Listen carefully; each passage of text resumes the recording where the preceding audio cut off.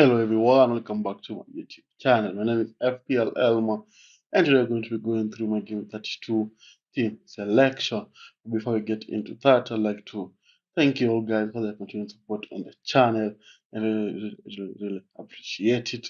And to all the new viewers as well, we're aiming to get 600 subscribers before the end of the season. So if you're new around here, make sure you subscribe and also make sure you leave a like on the channel. It really helps out the channel. And also, wasting any much time, let's get straight into it. So before we get into my game week 32 transfer thoughts and team selection, we can look at my game week 31 team review. Managed to score 46 points with a -4, so that's 42 overall points to 1876, and a huge red arrow from 70,000 per day to 24,000. Not a very good game 31, but there's always time to bounce back with how the fixtures are compacted together.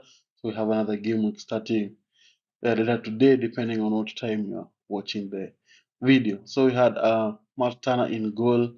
He wasn't even in goal, he was on the bench, but he was brought in. We had Ariola in there, but Montana picked up a yellow card on the bench, so -1. Then you had Bradley scoring the unfortunate own goal for 0 points. Gabriel, Zabani, and Van Heke all keeping clean sheets, and Zabani managing to pick up the bonus point.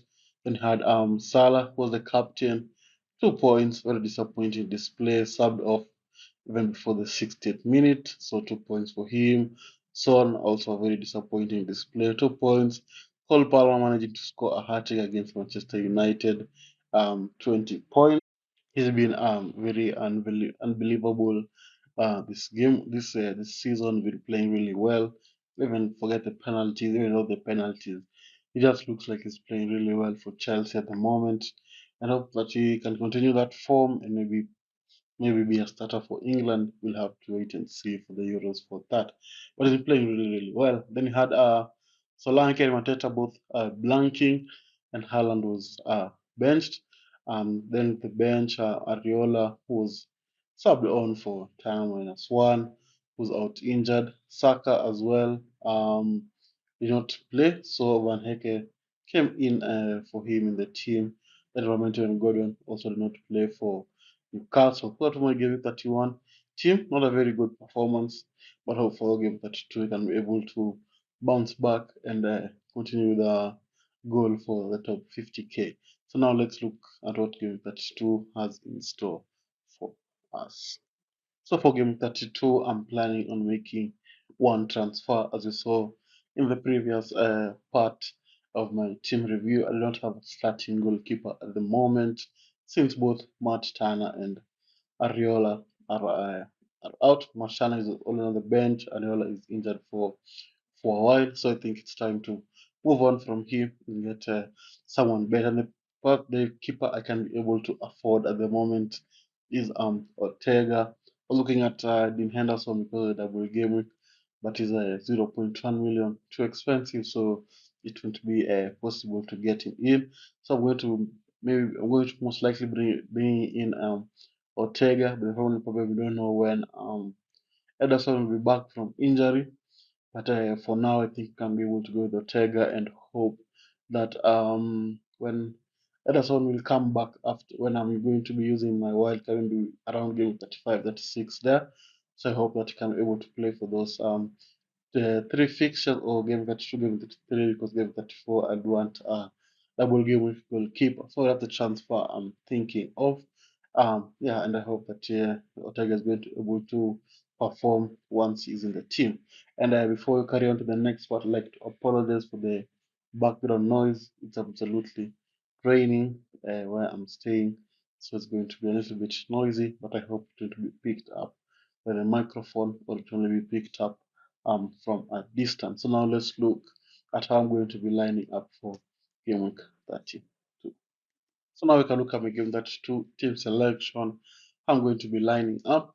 And before we get into the team, I usually post reels and content and TikToks over on TikTok, Instagram, and also here on YouTube.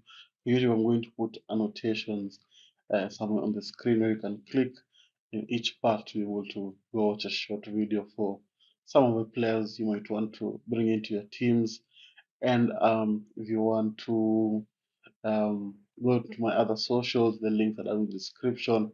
Go check out those videos. Go follow me in those socials. Really appreciate it. So I'm going to be having Ortega in goal against Crystal Palace, the early kickoff. They always say the early kickoff curse, but I think Man City are going to comfortably win that match against Crystal Palace. Not an easy fixture, of course, but the way Man City are playing, I think they're going to win it comfortably. Then you have Bradley against Manchester United. We're having Bradley in there because United conceded a lot of chances. So I'll be expecting maybe Bradley to be able to come out with an assist. He also conceded a lot of goals from cutbacks and set pieces. So I'm sure that Bradley, when he's on set pieces, maybe might be able to get an assist here and there. Then you have Gabriel against Brighton. Arsenal are very good defensively, so another clean sheet wouldn't be too bad. Maybe this time accompanied by goal return will be a very good game for Gabriel. Then we have Zabani against Luton.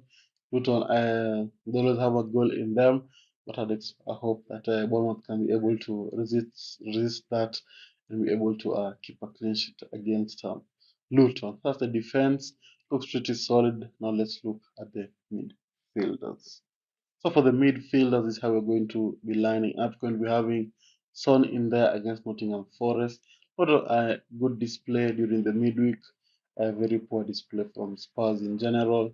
But hope against Nottingham, Son can be able to get some attacking returns. Then we have Palmer against Sheffield. Just more of the same from Palmer. More hat tricks, more goals, of course. Then we have Salah against Manchester United. As I've mentioned with Bradley, I expect Salah to come out with an attacking return with the way United concede a lot of chances, the way clinical Liverpool are going to be.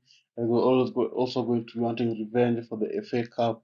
It's going to be an interesting match, but I think that Liverpool will have the slight edge, and I hope that Salah will be able to perform. Then we have Saka against Brighton. He was rested against in the midweek against Luton. We don't know how long he's going to be out, or he's not going to be available for Brighton, but for now he's going to be in there and we're going to have an attacking return. Then we have Gordon finishing off the midfield back from suspension during the midweek. So against Fulham, whoever is going to be able to start and be able to come with some attacking return against Fulham, who have been conceding goals for fun in their last two fixtures. So that Newcastle and especially Gordon can be able to perform as well. That's the midfield, full of goals and assists and attacking returns. Now let's look at the forwards. So for the forwards, we're going to be having Haaland in there. He was rested during the week, the fixture against Aston Villa, but I think against Crystal Palace is going to be able to start, and I think I'm going to be captaining Haaland in there. As I mentioned earlier, the early kickoff curse. Haaland might blank. We might have to sit on the edge of our seats, waiting for a performance, uh, waiting for the other players to blank. That's the problem with the early kickoff. But I think I'm confident with Haaland being able to perform.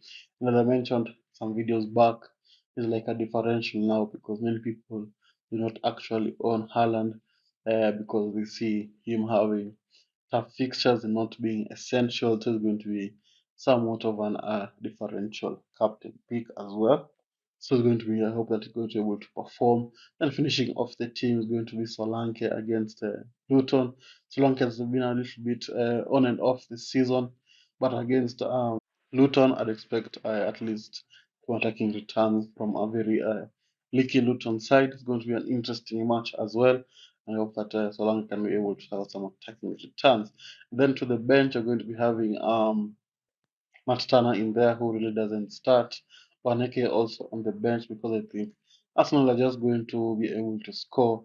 Also, the United can be able to score against Liverpool, but I think Bradley just offers more attacking threat compared to Van Heke. Then you have Mateta against City. I'm not sure Man City are going to be able to concede. Then Livramento, who is going to be out for a while, is going to be finishing off the bench. So that's the team for game 32. Let me know in the comments how your teams are looking like. If you have any questions, my DMs are usually open over on Instagram. The link is down in the description. And with that, I'd like to thank you all guys for watching. If you have managed to reach this far, don't forget to subscribe and like.